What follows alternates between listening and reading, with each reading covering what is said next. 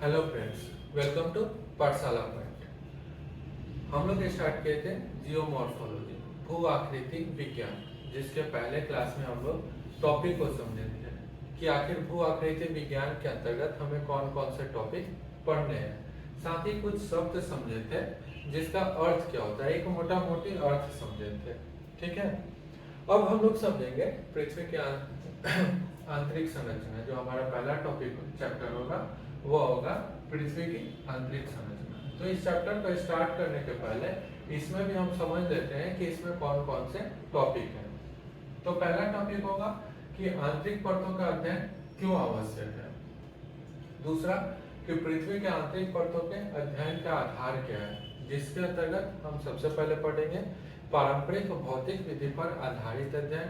उसके अंतर्गत घनत्व, तापमान और फिर तत्पश्चात दाब पर आधारित अध्ययन को पढ़ेंगे। जब इन तीनों पर आधारित अध्ययन की आलोचना की जाएगी तब हम पढ़ेंगे कि सूक्ष्म विधि पर आधारित अध्ययन के द्वारा के अंतर्गत भूकंप शास्त्र पर आधारित अध्ययन के द्वारा कैसे पृथ्वी की आंतरिक परतों की विशेषताओं का वर्णन किया गया। ठीक है, और लास्ट में हम समझेंगे कि पृथ्वी के आंतरिक परतों की विशेषताओं का वर्णन। ठीक, तो जब हम ये सारे टॉपिक को कवर कर लेंगे तो ये अपने आप में समझ आ जाएंगे। क्वेश्चन कैसे बन सकता है इस चैप्टर के अंतर्गत, तो हमारा पहला सवाल ही बन सकता है ये कि पृथ्वी की आंतरिक परतों का अध्ययन क्यों आवश्यक है। ठीक है, और दूसरा सवाल बन सकता है कि जैसे मान लीजिए यहाँ से कि पारंपरिक भौतिक विधि पर आधारित अध्ययन के द्वारा पृथ्वी की आंतरिक परतों की विशेषताओं का वर्णन कीजिए। तो दूसरा सवाल हमारा यहाँ से बन सकता है। और तीसरा सवाल जो कि इम्पोर्टेंट है वो क्या हो जाएगा कि भूकंप शास्त्र पर आधारित अध्ययन के द्वारा पृथ्वी की आंतरिक परतों की विशेषताओं का अध्ययन कीजिए। तो तीसरा सवाल हमारा यहाँ से बन सकता है, क्या है ये, इम्पोर्टेंट। और फिर ये चौथा सवाल बन सकता है। तो इस तरह से इस चैप्टर में 4 सवाल बन सकते हैं जो आपको लिखने के लिए आ सकता है। ठीक है, तो ये 4 सवाल बन सकते हैं जिसमें हमारा इंपॉर्टेंट क्या होगा, ये भूकंप शास्त्र पर आधारित अध्ययन। तो आइए समझते हैं पहला टॉपिक कि आंतरिक परतों का अध्ययन क्यों आवश्यक है। तो देखिए, पृथ्वी की सतह जो है अपरिवर्तनशील है और अस्थायी है। ठीक है, इसकी सतह पर कई सारे निर्माण हो रहे हैं, कई सारी घटनाएं हो रही हैं, भौगोलिक घटनाएं हो रही हैं। इन सारे के कारण जो है वो कहीं ना कहीं पृथ्वी की आंतरिक परतों में होने वाली भौगोलिक घटनाएं हैं। ठीक है, इसी कारण पृथ्वी की सतह पे ये जो घटनाएं होती हैं वो होती हैं। साथ ही पृथ्वी की सतह पर कई तरह के खनिज तत्व पाए जाते हैं। उन सारे का क्या है, अपनी एक विशेषता होती है और अपना एक महत्व होता है। उनका निर्माण भी पृथ्वी की आंतरिक परतों की वजह से ही होता है। ठीक है, तो पहला कि जब तक हम आंतरिक परतों का अध्ययन नहीं करेंगे तब तक ये कैसे डिसाइड करेंगे, ये कैसे हमें पता चलेगा कि पृथ्वी के किस भाग में कौन से खनिज तत्व मिलेंगे, कौन से नहीं मिलेंगे। सबसे पहले तो कहाँ खनिज तत्व मिलेंगे और कहाँ नहीं मिलेंगे, ये कब पता चलेगा, जब हम आंतरिक परतों का अध्ययन करेंगे तब ही। दूसरा, अगर खनिज तत्व किसी भाग में मिल भी गए तो दूसरा कि कौन से खनिज तत्व मिलेंगे और कौन से नहीं मिलेंगे। तो कहाँ हो गया, कौन हो गया। तीसरा कि जब खनिज तत्व मिल गए तो किस खनिज तत्व की क्या विशेषता होगी और क्या कौन सी विशेषता नहीं होगी और क्या उनका महत्व होगा। ये सारी बातों की वजह क्या है, आंतरिक परतों में होने वाली घटनाएं। और इन सारी बातों की जानकारी हमें कहाँ से मिल सकती है कि जब हम आंतरिक परतों का अध्ययन करेंगे तब हमें इस बारे में जानकारी मिल सकती है। तो इसलिए खनिज तत्वों के बारे में जानने के लिए, उनके प्राप्ति स्तर को जानने के लिए, उनके विशेषताओं को जानने के लिए, उनके महत्व को जानने के लिए हमें पृथ्वी की आंतरिक परतों का अध्ययन जो है वह आवश्यक है। ये पहली चीज हो गई। दूसरी चीज पृथ्वी पर कई सारे पर्वतों का निर्माण हुआ है।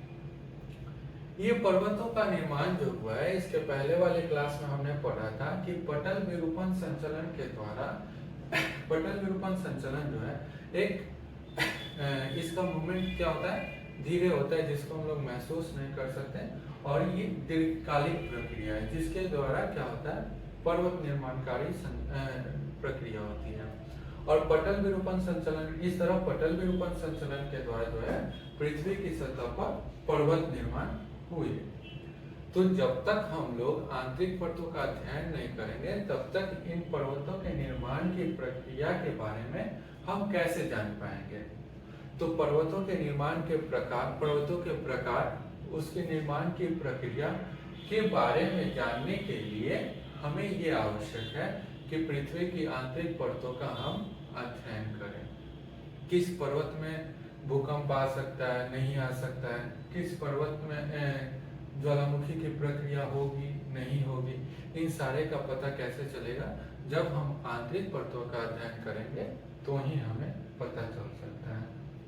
इसके बाद तीसरा पॉइंट, पृथ्वी की सतह पे भूकंप की प्रक्रिया होती है, ज्वालामुखी की प्रक्रिया होती है, और इनका उद्गम कहीं ना कहीं मेंटल में होता है। मेंटल में जो मैग्मा है, मैग्मा क्या होता है, एक गर्म गलित पदार्थ होता है जो हम लोग आगे के क्लास में पढ़ेंगे। तो कहीं भूकंप और ज्वालामुखी का जो उद्गम होता है वो कहीं ना कहीं पृथ्वी की आंतरिक परतों से ही होता है। तो जब तक हम आंतरिक परतों का अध्ययन नहीं करेंगे, आंतरिक परतों की विशेषताओं का अध्ययन नहीं करेंगे, तब तक हम ये कैसे पता लगा सकते हैं कि पृथ्वी की सतह का कौन सा क्षेत्र भूकंप प्रभावित क्षेत्र है, कहाँ पे भूकंप आ सकता है, नहीं आ सकता है, और किस सतह में ज्वालामुखी प्रक्रिया होगी, नहीं होगी। तो इन सारी बातों का जो जानकारी, इन सारी बातों की जो जानकारी है, हमें सिर्फ और सिर्फ एक ही माध्यम से मिल सकता है। वो कैसे, जब हम पृथ्वी के आंतरिक परतों का अध्ययन करेंगे तब। तो ये टॉपिक हम लोग समझ गए होंगे कि आखिर पृथ्वी के आंतरिक परतों का अध्ययन क्यों आवश्यक है। ठीक है, अब देखिए, अब क्या है कि हम पृथ्वी के जो पृथ्वी के परत है उसे हम तीन भागों में बांटते हैं। ठीक है, ये पृथ्वी है तो इसे हम तीन परतों में क्या करते हैं, विभाजित करते हैं, जिसमें सबसे ऊपरी परत को हम कहते हैं क्रस्ट, इसके बाद की परत को मेंटल, और फिर कहते हैं कोर। ठीक है, और इन्हीं को रासायनिक संरचना और संगठन के आधार पे सियाल, सीमा और नीफे में क्या करते हैं, सीमांकित किया गया है। सियाल मतलब जो क्रस्ट है, क्रस्ट का जो परत है वो सियाल है, मेंटल का जो परत है वो सीमा है, और नीफे का जो परत है वो कोर है। सियाल मतलब हो गया, यहाँ पे इसमें क्या हो जाएगा, सिलिकॉन और एल्यूमिनियम पाए जाएंगे, सीमा में सिलिकॉन और मैग्नीशियम, और कोर में निकेल और फेरस, ये तीनों पाए जाएंगे। तो ये हम लोग आगे बढ़ेंगे। अब देखिए, पृथ्वी की सतह को क्या किया गया है कि मंडल में जो सबसे ऊपरी मंडल होगा, मतलब क्रस्ट, और ये क्या है, मेंटल है। तो ऊपर, ये ऊपरी, इसको हम क्या डिवाइड करते हैं, ऊपरी और निचली मेंटल कह सकते हैं, इसको ऊपरी मेंटल कहेंगे, और ये जो है ये निचली मेंटल हो जाएगा। तो क्रस्ट और ऊपरी मेंटल का ऊपरी परत, क्रस्ट और ऊपरी मेंटल का ऊपरी परत,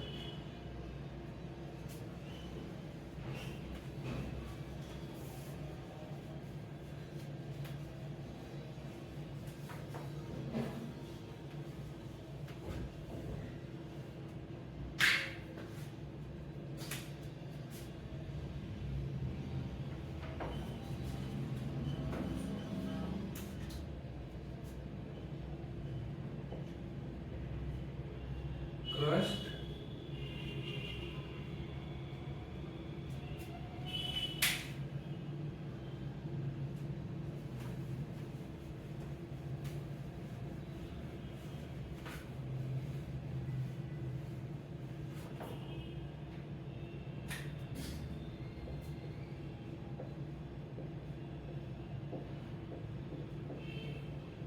क्रस्ट और ऊपरी मेंटल।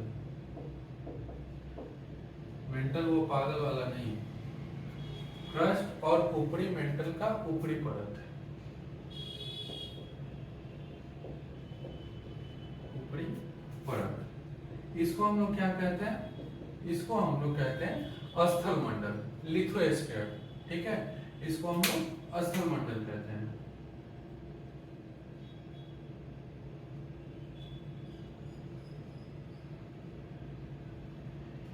इसको हम लोग स्थल मंडल कहते हैं, क्रस्ट और ऊपरी मेंटल का ऊपरी परत।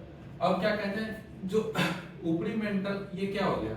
ये ऊपरी मेंटल का ऊपरी परत हो गया और ये ऊपरी मेंटल का निचली परत हो गया। तो हम दूसरा यहाँ पे क्या हो जाएगा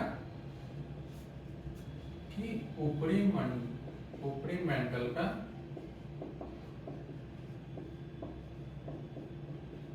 निचली परत,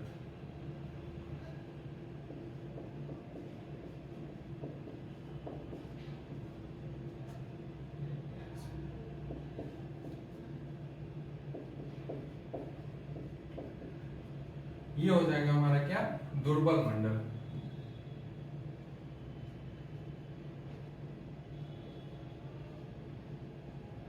ये हो जाएगा हमारा दुर्बल मंडल। ठीक है, अब निचली मेंटल को क्या कहते हैं?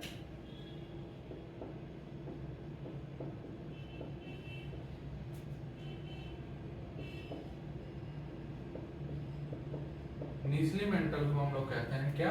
मध्य मंडल।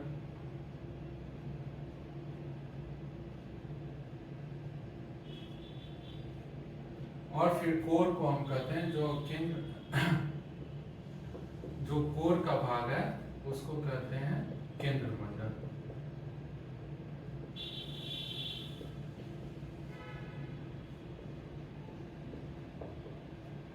केंद्र मंडल कहते हैं।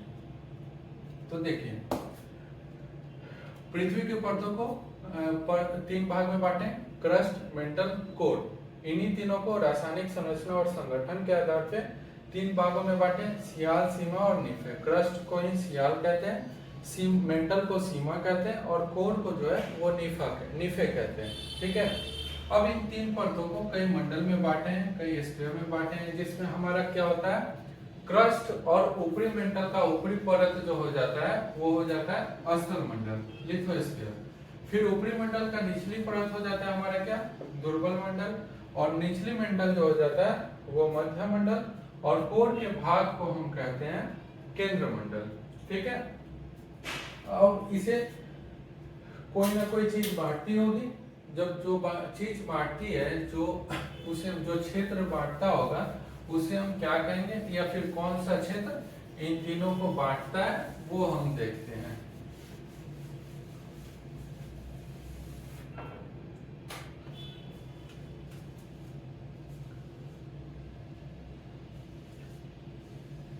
तो देखिए, पृथ्वी की परतों को जो है तीन परत है, इन्हें क्या किया गया है कि कई उप परतों में बांटा गया है। ठीक है, और बांटने वाले क्षेत्र को हम क्या कहते हैं? अशांतत्य। अशांतत्य। अब आप कहिएगा अशांतत्य क्या होता है? तो डिसकंटिन्यूटी, डिसकंटिन्यूटी।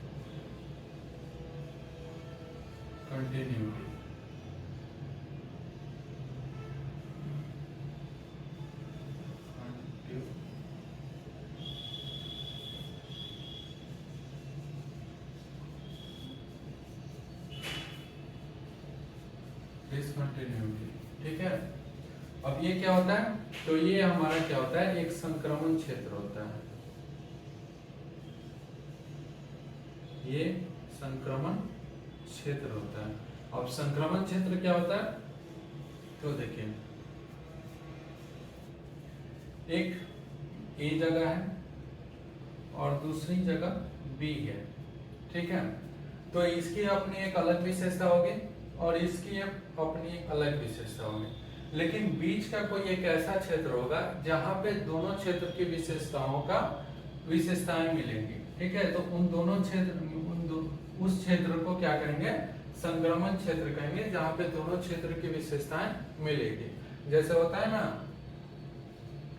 आप कभी अपने ससुराल जा रहे हो तो एक बीच में डिस्टेंस आता है, क्या होता है? जो बीच का डिस्टेंस होता है, जहाँ से दूरी दोनों क्षेत्र की क्या होती है, बराबर होती है, तो वहां लगता है कि एरिया क्या है, बीच का एरिया है, तो वो क्या हो जाएगा, संक्रमण क्षेत्र हो जाएगा। वैसे ही क्या होता है, दो क्षेत्र होता है, दोनों क्षेत्र की अपनी एक विशेषता होती है, तो बीच में कोई एक ऐसा क्षेत्र होगा जहाँ पे दोनों क्षेत्र की विशेषताएं संयुक्त रूप से पाई जाती है, उसी को कहते हैं संक्रमण क्षेत्र, अशांत तथ्य। तो पृथ्वी की परतों को हम लोग पढ़ रहे थे कि पृथ्वी की परतों को कई उप परतों में बांटा गया है, और इसे विभाजित जो करता है उसे हम अशांत तथ्य कहते हैं। तो देखते हैं कि उन्हें क्या कहते हैं। तो पहला जो हो जाता है, इसे याद करने का हम एक ट्रिक है, जो क्या हो जाता है, एम जी और सी आर एल, ठीक है, ये क्या होता है अभी हम समझते हैं। तो पहला जो होता है ये होता है मोहो, मोहो अशांत तथ्य।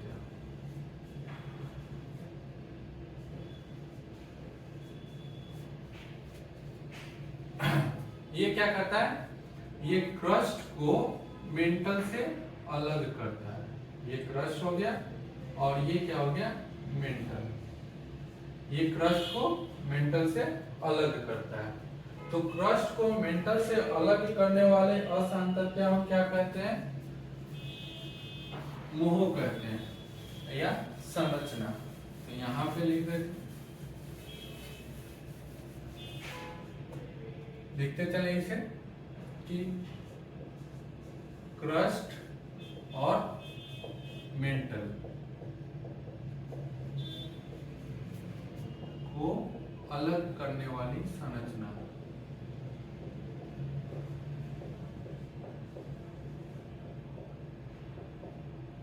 अलग करने वाली संरचना क्या कहलाता है, मोहो। अब ये मोहो हो गया। अब आंतरिक परत क्या होता है, कोर होता है।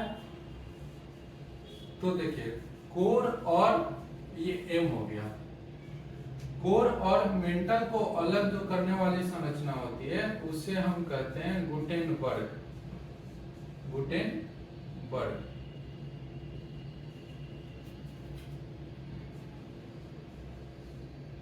गुटेनबर्ग अशांत तथ्य, ठीक है। तो ये हो जाएगा मेंटल और कोर,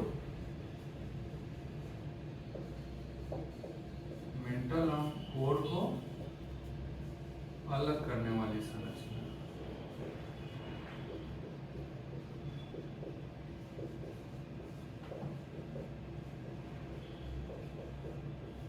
क्या हो जाएगा, गुटेनबर्ग।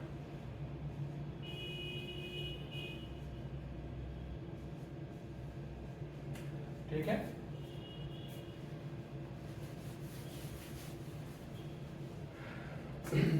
तो ये तो हो गया हमारा एम हो गया, मोहो, जो क्रस्ट को मेंटल से और मेंटल को कोर से अलग करने वाली संरचना जी हो गया, गुटेनबर्ग। ठीक है।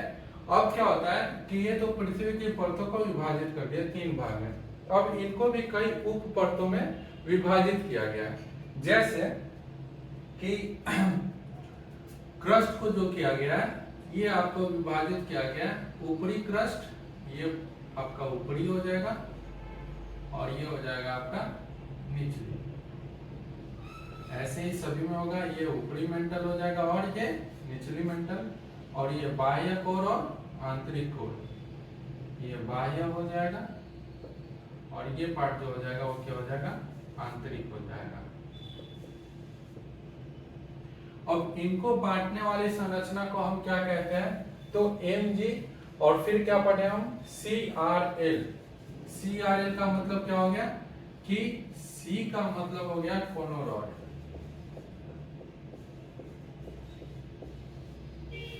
ये स्मॉल में इसलिए है कि ये परत को नहीं बांट रहा है, एक परत को उप परत में विभाजित कर रहा है, इसलिए इसे स्मॉल में लिख दिए हैं। ठीक है। और ये दोनों परत को विभाजित कर रहा है, तो इसलिए हम क्या लिख दिए हैं, इसे कैपिटल में।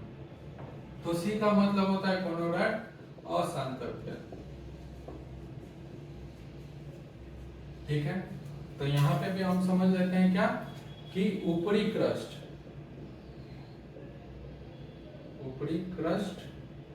एवं निचली क्रस्ट।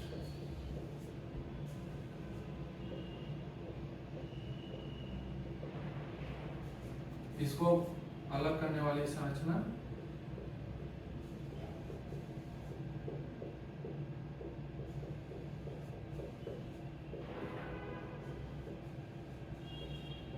क्या हो जाएगा आपका कोनोइड। ये हो गया, तो हमने यहां तक बांट लिया। और मेंटल को क्या करते हैं, मेंटल को भी दो परतों में बांटते हैं। ये क्या हो जाता है, मेंटल को भी ऊपरी परत और नीचे की परतों में विभाजित करते हैं। तो इसे हम क्या कहते हैं, आर। सी हमने सी पढ़ लिया, कोनोइड। आर मतलब होता है रेपिटी, REPITI,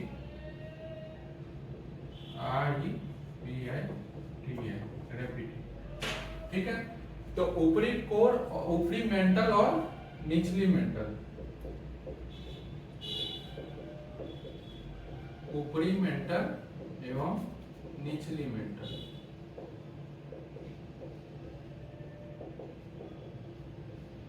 इन्हें जो अलग करने वाली संरचना होती है उसे हम कहते हैं रेपिटी या रेपिटी। ठीक है, ये हो गया। अब हो गया एक परत और है, ये आर हमने समझ लिया। अब एल है, एल क्या हो जाएगा, तो एल जो है वो बाह्य कोर को आंतरिक कोर से अलग करने वाली संरचना होती है, जिसे हम लोग कहते हैं लेहमन असांतत्य। ठीक है, लेहमन असांतत्य। तो बाह्य कोर एवं आंतरिक कोर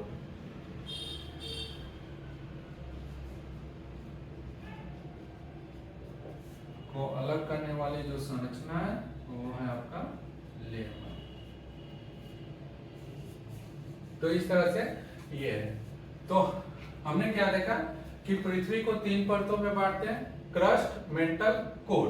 सबसे क्रस्ट और मेंटल को अलग करने वाली संरचना मोह असांतत्य, एम। मेंटल को कोर से अलग करने वाली संरचना गुटेनबर्ग। ठीक है, और फिर क्या, अब इन परतों को कई उप परतों में बांटेंगे। तो क्रस्ट के ऊपरी परत और निचली परत को अलग करने वाली संरचना कोनोइड, मेंटल के ऊपरी परत और निचली परत को अलग करने वाली संरचना रेपिटी, आर, और बाह्य कोर को आंतरिक कोर से अलग करने वाली संरचना एल, लेहमन। ठीक है, तो इस तरह से ये जो असांतत्य है वो पृथ्वी के परतों को विभाजित करते हैं और परतों को कई उप परतों में भी विभाजित करते हैं।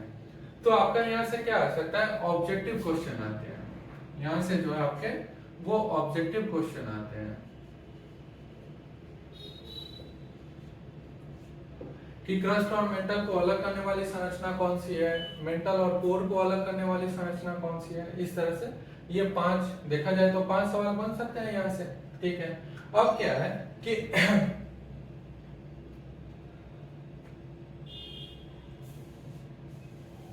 जो गुटेनबर्ग तक जो ये रहते हैं, जो ये गुटेनबर्ग तक जो पृथ्वी की परत है,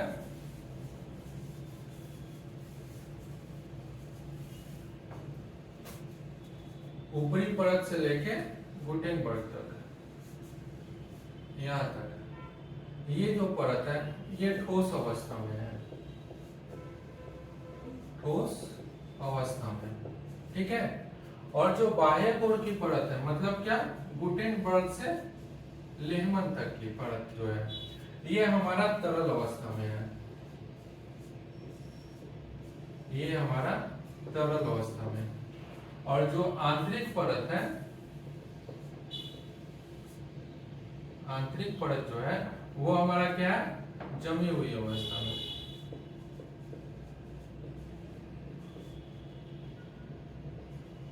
जमी हुई अवस्था में या ठोस अवस्था में। ठीक है, तो इस तरह से हम ये समझ लिए। इसे हम लोग लिख लेते हैं।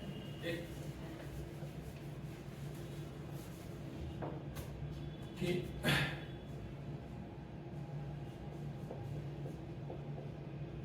ऊपरी सतह से गुटेनबर्ग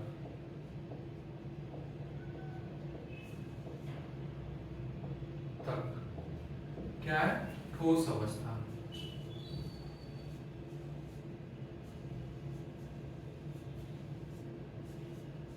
और फिर गुटेनबर्ग से लेहमन, गुटेनबर्ग से लेहमन तक। इसका कारण क्या है, ये हम लोग आगे पढ़ेंगे जब हम भौतिक विधि पर आधारित अध्ययन और भूकंप शास्त्र पर आधारित अध्ययन का अध्ययन पढ़ेंगे। ये क्या है, तरल अवस्था में, तरल अवस्था। और फिर आंतरिक परत जो हो जाएगा, ये आपका हो जाएगा जमी हुई अवस्था में, जमी हुई अवस्था, या फिर इसी को हम लोग कह सकते हैं कि ठोस अवस्था में। ठीक है, तो ये यहाँ तक हम लोग ये पढ़ लिए कि पृथ्वी के आंतरिक परतों को कैसे बांटते हैं। ठीक है, उन्हें कई उप परतों में बांटा गया है, जिनमें ऊपरी क्रस्ट और निचली मेंटल को ऊपरी मेंटल, निचले मेंटल, और कोर को बाह्य कोर और आंतरिक कोर। इन तीनों की विशेषताएं भी पढ़ लिए कि आखिर इन तीनों की विशेषताएं क्या है। तो गुटेनबर्ग तक, ऊपरी सतह से गुटेनबर्ग तक आपका ठोस है, गुटेनबर्ग से लेहमन तक जो आपका तरल है, और आंतरिक परत जो है वो जमी हुई है।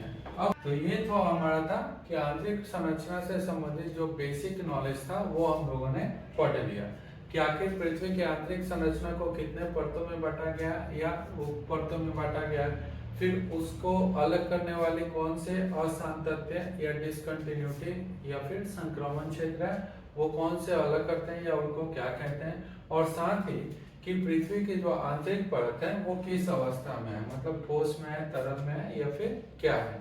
तो ये सारे हम बेसिक जो नॉलेज था या बेसिक जो जानकारी थी वो हम लोगों ने आंतरिक संरचना से संबंधित देख लिया। तो आज के लिए इतना ही रहने देते हैं। अगले क्लास में हम लोग नेक्स्ट क्लास में फिर पढ़ेंगे कि इससे संबंधित जो पारंपरिक भौतिक विधि पर आधारित अध्ययन क्या है और फिर भूकंप शास्त्र पर आधारित अध्ययन क्या है। तो अगले क्लास में उन दोनों पर आधारित अध्ययन को देख लेंगे। तो इस तरह से पृथ्वी की आंतरिक संरचना जो है वो कंप्लीट हो जाएगा।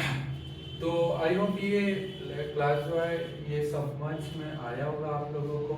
तो अगर आप लोगों को पसंद आया हो तो लाइक, शेयर और सब्सक्राइब जरूर करें, साथ ही बेल आइकन को दबा दें जिससे हमारे क्लास की नोटिफिकेशन आपको मिलती रहे। Thank you.